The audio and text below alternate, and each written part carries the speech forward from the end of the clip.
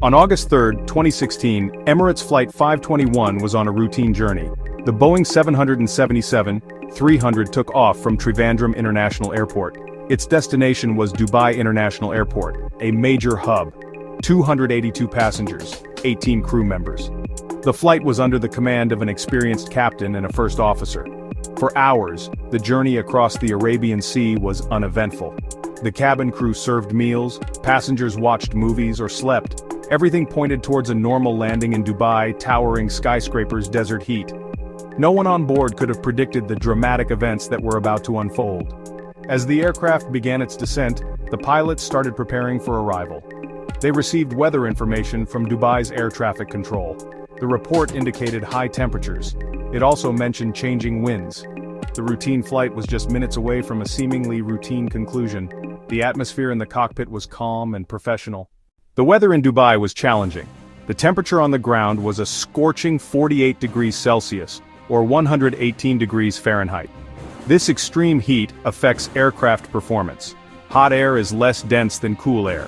This means the wings generate less lift, and the engines produce less thrust. Pilots must account for this by using higher approach speeds. More significantly, the weather report warned of wind shear. Wind shear is a sudden change in wind speed or direction over a short distance. It is a known danger, especially during takeoff and landing.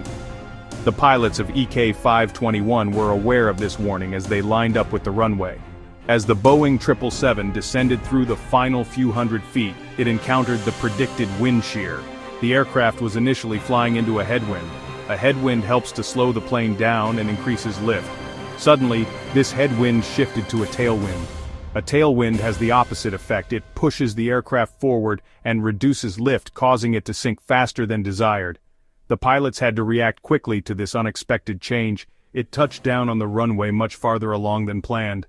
The decision to execute a go-around was the correct one. However, the execution was tragically flawed. When the first officer pushed the throttle levers to increase power, the aircraft's automation system created a deadly confusion. Because the main wheels had already touched the runway, the plane's sensors registered it as having landed. One of the inhibited protections was the go-around mode.